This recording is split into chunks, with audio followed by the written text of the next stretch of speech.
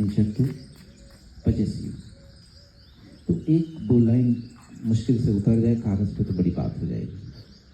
आप बैठिएगा, नेचर में ऑब्जर्व करिएगा एंड वेट, अलर्ट होकर के, जैसे चूहा वेट करती है बिल के बाहर बैठ के, बिल्ली वेट करती है चूहे के आने का। ऐसे एक पोइट्री में पढ़ा था, देखिए कितनी सुंदर बात है, आप भूल ही नहीं सकते कि तुम्हारे इंतज़ार में हम इतने थे तुम्हारे इंतज़ार में इतने थे गोश्तवर आवाज़ हम कि कली चटकी तो तेरे आने का धोखा हुआ। अब कभी कह रहा है कि तुम्हारे इंतज़ार में इतने थे गोश्तवर आवाज़ हम कि आवाज़ के प्रति हम इतने सजग थे। गोश्तवर आवाज़ यानी आवाज़ के प्रति इतने सजग थे कि कली भी खिली। आप समझिए कली के चटकने की कितनी बारीक आवाज़ होगी, तो तेरे आने का धोखा हुआ। गालिब का ऐसा ही शेर है कि आते हैं गैर से मज़ामी ख्याल में, गालिब शरीर खामा नवाए सरोश हैं। अब आप समझिए गालिब ने अपने ख्याल को कैसे पिरोया कि आते हैं गैर अदृश्य दुनिया से, ये जो ख्याल है, ये जो मज़ामीन है, ये मुद्दे हैं, आते हैं गैर से ये मज़ामी ख्याल में, गालिब शरीर खामा।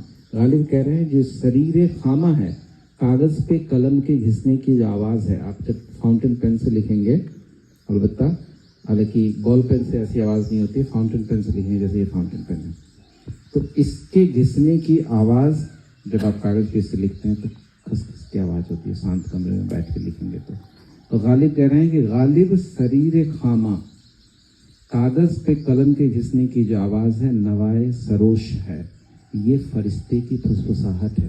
ये फरिश्ता फुसफुसा के मुझसे कहता है, वो बातें मैं लिखता हूँ।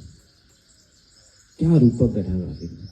अगर अर्थ समझ में आ जाए तो इस जीवन में आप भूल नहीं सकते कि क्या ही बोला गालिब ने कि कलम की घिसने की आवाज़, नवाए सरोश, ये फुसफुसाहट, तो दैट इज पोएट्री। तो आप जो पोएट्री से आप प्रभावित है, पाएंगे कि एक बहुत ही यूनिक रूपक है। अहमद तो 25 तो एक दो लाइन मुश्किल से उतर जाए कागज़ पे तो बड़ी बात हो जाएगी। आप बैठिएगा, नेचर में ऑब्जर्व करिएगा एंड वेट, अलर्ट होकर के, जैसे चूहा वेट करती है बिल के बाहर बैठ के, बिल्ली वेट करती है चूहे के आने का।